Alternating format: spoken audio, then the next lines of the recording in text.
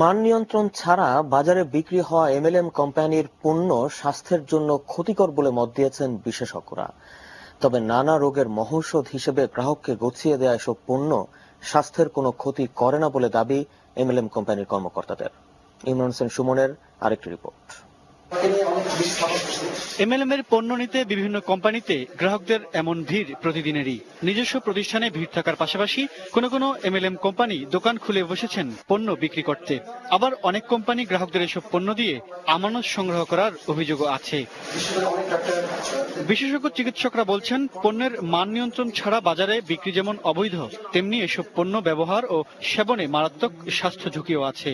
যত্রতত্র যেভাবে সেভাবে বানিয়ে বাজারজাত করা হয় তাহলে স্বাস্থ্য হানি হওয়ার সম্ভাবনা অত্যধিক, বিশেষ করে ত্বকের ক্ষতি হতে পারে। ভোগ্যপণ্য যেটা আমাদের সাধারণ মানুষ থেকে শুরু করে সবাই ব্যবহার করছে স্বাস্থ্যের উদ্ধারের জন্য, স্বাস্থ্য রক্ষার জন্য, সেই সমস্ত পরিবেশে আপনি অস্বাস্থ্যকর অমান নিয়ন্ত্রিত জিনিস কোনো মতেই বাজারজাত করতে পারেন না। যদিও এসব পণ্য স্বাস্থ্যের জন্য কিংবা বিভিন্ন রোগ থেকে মুক্তি পেতে সহায়ক বলে দাবি করে আসছেন এমএলএম কোম্পানির কর্মকর্তারা। এখন আর থানকুনি পাতা পাওয়া যায় না, আমরা ওটা চা বানিয়েছি। বিএসটিআই মান নিয়ন্ত্রণ করে কেমিক্যাল কত পার্সেন্ট এটা স্বাস্থ্যসম্মত কিনা। যেহেতু কেমিক্যাল আমরা ব্যবহারই করি না, বিএসটিআই আমাদের নো অবজেকশন দিয়ে দিয়েছে, নো অবজেকশন আমাদের কাছে আছে। এসব পণ্য নিত্য প্রয়োজনীয় নয়, এরপরও এই অপ্রয়োজনীয় পণ্য নিয়েই ব্যবসা চালিয়ে যাচ্ছে এমএলএম কোম্পানিগুলো। তবে এর গ্রাহকরা বলছেন ভিন্ন কথা। চা পাতি সিস্টেম আছে না, ওটা ডায়াবেটিস জন্য আমার আম্মারে খাওয়াইছিলাম।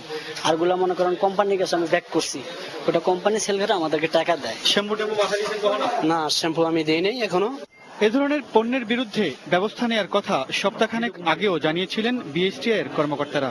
আমরা তাদেরকে লাইসেন্স দেইনি, তবে অবৈধভাবে স্টিকার লাগানোর দায়ে তার বিরুদ্ধে ব্যবস্থা গ্রহণ করা যেতে পারে। প্রশ্ন থেকে যায়, শুধু ব্যবস্থা নেওয়ার কথা বললেই কি শেষ হবে এমএলএম এর পণ্য বিক্রি? Imran Hossain Suman, ATN news, Dhaka. এদিকে বাংলাদেশ ব্যাংকের গভর্নর ডক্টর আতিউর রহমান বলেছেন, ব্যাংক না হলেও যেসব প্রতিষ্ঠান ব্যাংকিং করছে সেগুলোর উপর কঠোর নজর রাখা হচ্ছে।